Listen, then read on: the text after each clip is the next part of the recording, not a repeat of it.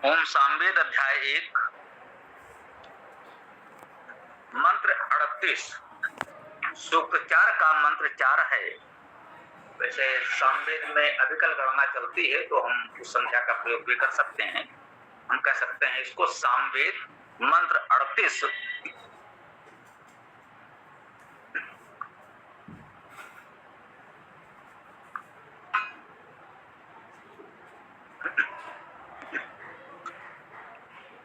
ओम त्वे अग्ने स्वाहुत प्रियासा संतु सूरया यंतारो ये मघवानो जनानाम पूर्वम दयंत गोनाम।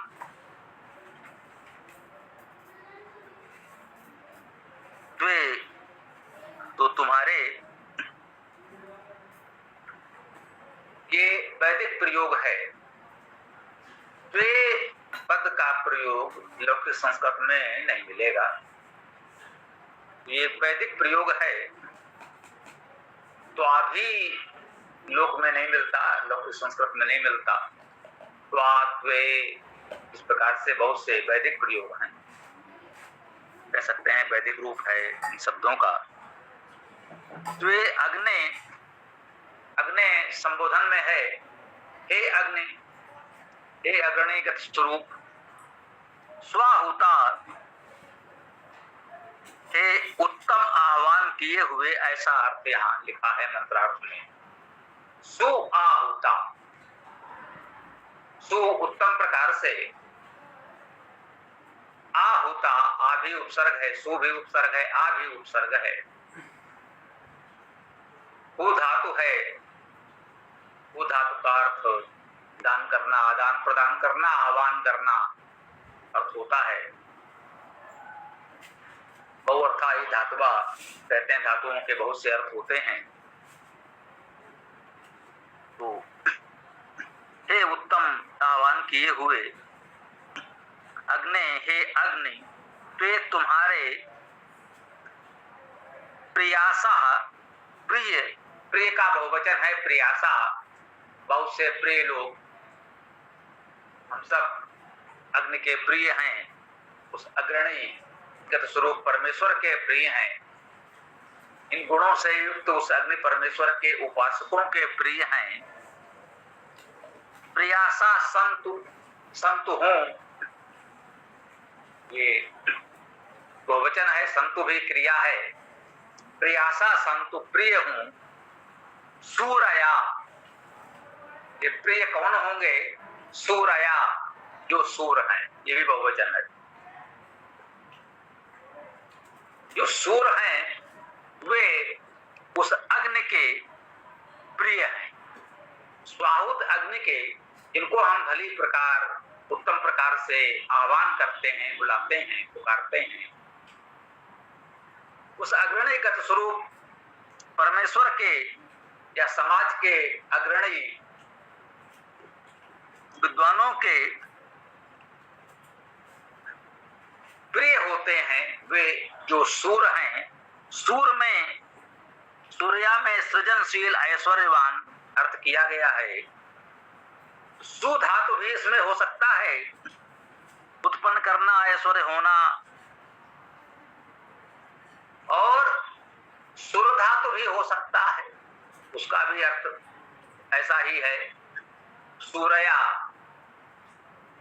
सृजनशील, ऐश्वर्यवान, प्रेरक आदि उत्तम अर्थ हैं। इन उत्तम गुणों से युक्त जो सूर हैं वे उस अग्रणी गत स्वरूप परमेश्वर के समाज के अग्रणी प्रगतिशील विद्वानों के प्रिय हूं, ऐसा कहा गया है। यंतारो ये मघवानो, यंतारो नियमन नियंत्रण करने वाले, यम धातु से यंतारो, यंतारा पद बना है।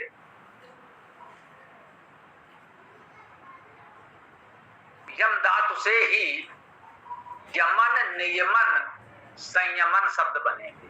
यम, नियम, संयम यम धातु से बन रहा है। यंत्र ता आएगा तो मां का ना संधि के नियम से हो जाता है। तो नियंत्रण करने वाले, ये भी नियंत्रण करने वाले भी यम धातु से ग्रहण किया गया है। यंतारो अर्थात नियमन नियंत्रण करने वाले, ये जो मघवान जो मघवान है, मघवान का अर्थ है ऐश्वर्यवान, मग धातु का अर्थ भी ऐश्वर्य होना है। तो मघवानो अर्थात ऐश्वर्यवान, यंतारो ये मघवानो, ये जो मघवानो जो ऐश्वर्यवान हैं, वे यंतारो नियमन नियंत्रण करने वाले हैं। जना नाम पूर्वम, जना नाम लोगों का। अब इसको देखिए, अन्वय अर्ध विराम पूर्ण विराम हम कहाँ लगाएं? अन्वय हमारे विवेक पर होता है। अन्वय में हम कहाँ अल्प विराम कहाँ पूर्ण विराम लगाएं, ये मंत्र में लगा हुआ प्राचीन काल से नहीं आ रहा। यूं कह सकते हैं कि विराम चिन्हों की अवधारणा नवीन है। प्राचीन काल में ये विराम चिन्ह नहीं होते। तो विराम चिन्ह कहाँ लगाएं ये हमारे विवेक पर निर्भर है, और केवल विराम चिन्ह यहां या वहां लगाने से अर्थ परिवर्तन हो सकता है, निश्चित हो सकता है। यही देखें, हम कहें मघवानो जना नाम, तो क्या होगा? लोगों के मघवान। मघवानो ऊर्वम, ये कहा गया जना नाम ऊर्वम, लोगों का ऊर्व। तो इस प्रकार से अर्थ हो गया। लोक भाषा में बहुत प्रचलित पद है इस अल्प विराम से अर्थ परिवर्तन का, जिनका रोको मत जाने दो, वही शब्द हैं। रोको, एक अल्प विराम दीजिए, आप कहेंगे रोको मत जाने दो, उसको रोक लो, जाने मत दो। रोको मत, अल्प विराम रोको पर नहीं लगाया, मत के पश्चात लगा दिया। रोको मत जाने दो, अर्थात उसे रोको मत, रोकिए नहीं, जाने दो। रोको मत जाने दो, रोको मत जाने दो, सभी शब्द वही हैं। केवल अल्प विराम का स्थान परिवर्तन करने से अर्थ में कितना परिवर्तन हो गया, विपरीत भाव हो गया। अब काव्य में विशेष रूप से कहें कि अति प्राचीन काव्य में, वेद में, उस समय अल्प विराम आदि की कोई परंपरा नहीं थी, वो कहीं लिखा हुआ नहीं मिलता। इसका कोई नियम निर्देश आपको किसी प्राचीन ऐसे वेदांग में नहीं मिलेगा कि इसका आपको कोई नियम बता सके। ये सब परिवर्ती अवधारणाएं हैं, और ये बहुत कुछ हमारे विवेक पर निर्भर है। इसको इस प्रकार भी समझ लें सकारात्मक रूप से, इसी से तो हम कहते हैं अनंतावय वेदा। अर्थ तो दोनों हैं, कहाँ कौन सा अर्थ प्रयोग करें ये आपके विवेक पर है। कहाँ अल्प विराम पूर्ण विराम लगाएं ये आप देख लें। ये काव्य है, छंद के दृष्टि से जब चरण पूरा होगा तब तो अल्प विराम पूर्ण विराम हो सकता है। अल्प विराम की परंपरा नहीं थी, पूर्ण विराम की थी, तो पूर्ण विराम तो लगा हुआ मिल सकता है आपको। छंद के पद या चरण की पूर्ति होने पर अब अर्थ के दृष्टि से कहां अल्प विराम लगाना है ये आपके विवेक पर फिर भी रह गया।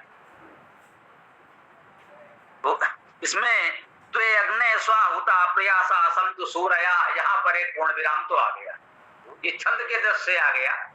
इतने में वाक्य पूरा हो जाए तो बहुत अच्छी बात है, अधिकतर हो भी जाता है। वेद की दृष्टि से जो स्वाध्याय में हमने पाया है, अधिकतर पूर्ण विराम जहां लगा है उसका सम्मान करते हुए अर्थ करें तो ठीक अर्थ आता है, अधिकतर आता है। कहीं कहीं ऐसा हो सकता है क्योंकि भाई काव्य अपने स्थान पर है और गद्य अनुवाद अपने स्थान पर है।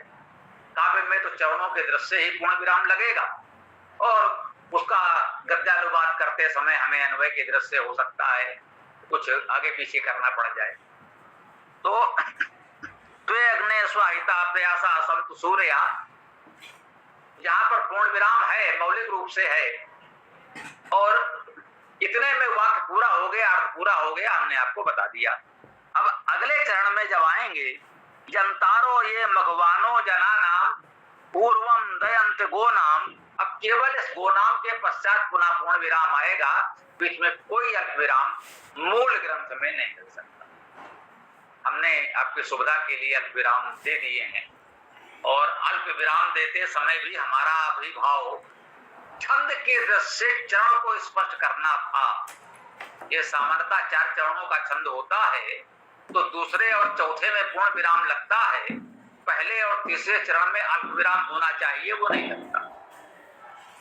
तो दूसरे और यूं कहें कि प्रथम और तृतीय चरण में हमने अल्प विराम देने का प्रयास किया।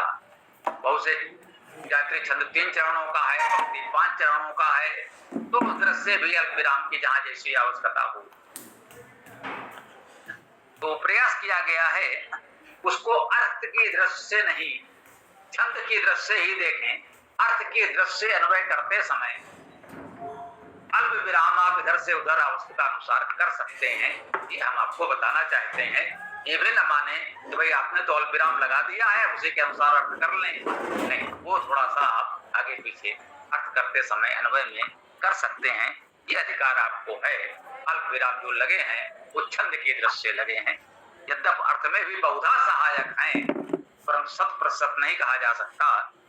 जनानो ये यंतारो ये मघवानो, ये जो ऐश्वर्यवान यंतारो नियंत्रण करने वाले हैं जना नाम लोगों का। अब जो कहले मघवान और जना नाम पर लगाएं तो कह सकते हैं लोगों का, ये मघवान अर्थात ऐश्वर्यवान जना नाम लोगों का यंतारो नियंत्रण करने वाले हैं। अब पूर्वम से आगे आएंगे तो पूर्वम का अर्थ है सहनशीलों को, पूर्व का अर्थ है, पूर्व धातु का अर्थ है सहन करना। तो पूर्वान या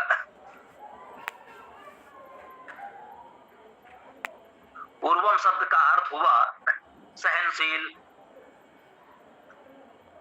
दयंत गो नाम, दयंत का अर्थ है देते हैं, गो नाम शब्दशील नाम जो है ये तो षष्ठी बहुवचन की विभक्ति है, जो शब्द है वो केवल गो है।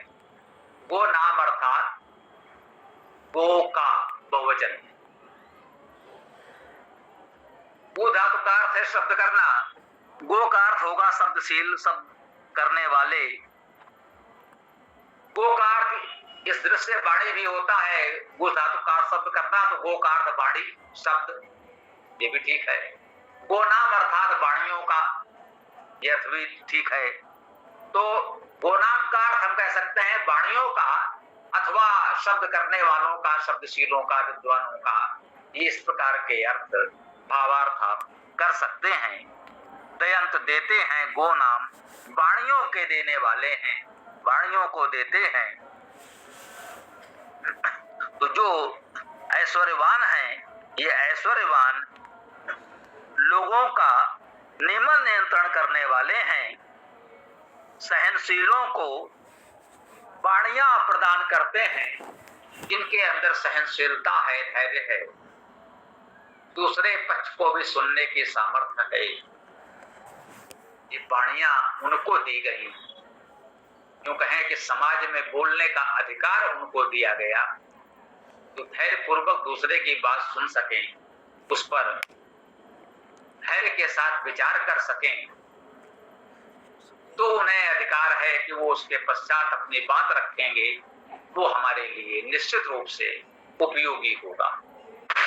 तो इस प्रकार से इस मंत्र की चर्चा को हम यहाँ विराम दे सकते हैं। जो मघवान अर्थात ऐश्वर्यवान हैं, वे ही लोगों का नियमन नियंत्रण करते हैं।